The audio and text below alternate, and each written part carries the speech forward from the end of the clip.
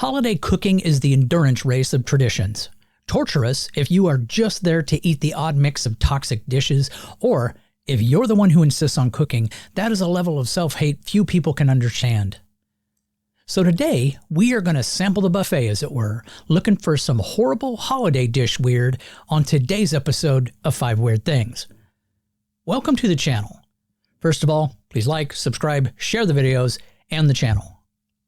My favorite holiday dish I ever made was a brisket cooked in a slow cooker and smothered with this amazing barbecue sauce. Had a little chipotle in it. Oh, figures it would be something that I made myself. Now, what's your favorite dish? Speak now or forever hold your peace. All right, let's get into it. First of all, things we all need to know. About 62% of America get together for Thanksgiving dinner each year. That is a lot of cooking going on.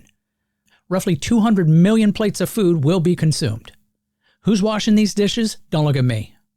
The odds of awkward or angry holiday moments is high, about 40% chance of profanity and angry drinking. That percentage shoots up to 60% during election years, and guess what year it is?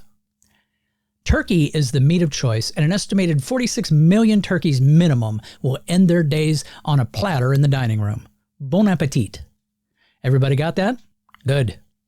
Weird thing number 5. Fruitcake. Fruitcake, the holiday treat that manages to unite the world in mutual dread. It is the culinary equivalent of a practical joke. Someone hands you a beautifully wrapped package, and inside is this dense, sticky abomination. Let's not mince words. Fruitcake is less of a dessert and more of a threat. First, the ingredients. Those candied fruit chunks? They're neon-colored nightmares that look like they were stolen from a science experiment. Green, red, are they even fruit? Or just some gelatinous material sent here to test humanity's patience. Then there's the nuts, which somehow manage to be simultaneously chewy and rock hard. Nature's way of saying, you're not going to enjoy this. The texture is another level of betrayal. It's so dense that a single slice feels like a workout for your jaw. Chewing it is like trying to make your way through a brick wall. Except a brick wall won't stick to your teeth. And don't get me started on its eternal shelf life. Fruitcake does not age. It just exists, haunting pantries across the globe forever. Some people boast about eating century-old fruitcake. That just proves that the cake has outlived their taste buds. Finally, there's the taste, if you can call it that. It is a bizarre mix of too sweet and weirdly boozy, like a failed experiment at a liquor-soaked candy factory. In short, fruitcake is not just a bad gift. It's a holiday endurance test. Enduring it is optional. Suffering its existence is mandatory. Weird thing number 4. Canned cranberry sauce. Canned cranberry sauce is the sad gelatinous glob that shows up on holiday tables and promptly makes everyone question their life choices. Let's start with the texture. It's like sad Jell-O that somehow forgot to set properly, slithering out of the can with a noise that makes you wish you'd opted for silence instead of dinner. It doesn't even bother pretending to be fresh or homemade. Its ridges scream, I came from a can and I'm here to ruin your holiday spirit. The flavor? Oh, that's there. If by flavor you mean a sickly sweet syrup that doesn't even vaguely resemble anything real cranberries would taste like. You could drown a Thanksgiving turkey in it and it would still taste like disappointment. It's a sugar bomb pretending to be a tart, and the only thing tart about it is the thought that somebody might actually like it. Let's talk about the effort involved in serving this monstrosity. Absolutely none. You don't prepare it, you don't cook it, you just open a can, turn it upside down, and let it slide out like a mistake. No one at the table asked for it, yet there it is, mocking you in its canned existence. Worst of all, the stuff just sits there, looking happy to be ignored. It's not a side dish, it's the awkward uncle of your holiday dinner. No one really likes him, but you're too polite to tell him to leave. Weird thing number 3, the holiday turkey. I know it's a surprise, but it's here. It is the centerpiece of seasonal disappointment.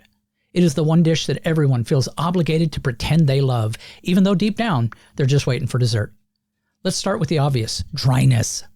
No matter how much brining, basting, or buttering you do, holiday turkey always ends up drier than the desert. It's a battle between serving a piece of sawdust or drowning the whole thing in gravy, because that's really the only way to make it edible, unless of course you deep fry it. That makes a moist turkey. But then there's the sheer scale of it.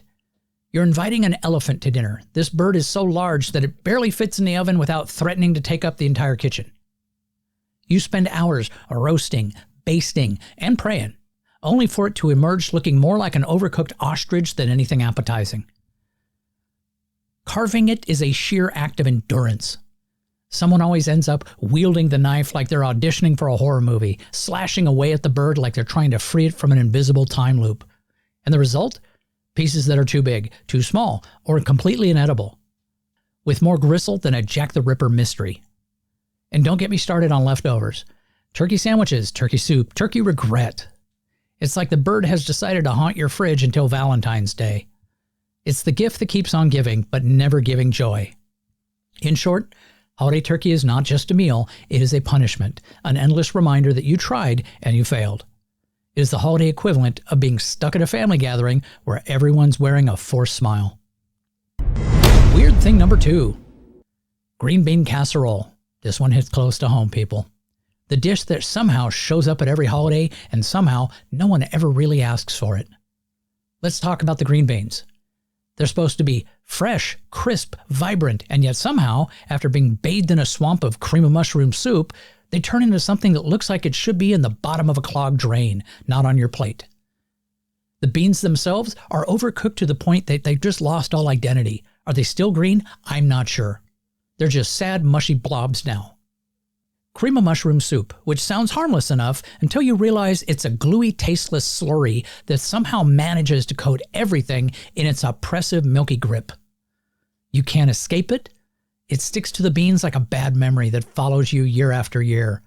The whole thing might as well be called Soggy Mystery Casserole, because there's no telling if you're eating green beans or just some sort of vegetable-flavored paste. And of course, the crowning glory, the crispy fried onions. These are meant to be the redeeming factor. It's fancy, but let's face it, they have the crunch of cardboard and the taste of regret. They're supposed to add a delightful texture, but they end up like dry confetti on top of an already soggy disaster.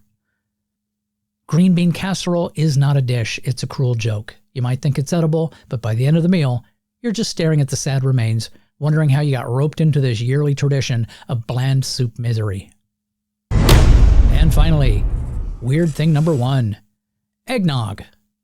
The holiday drink that is less festive cheer and more liquid mistake.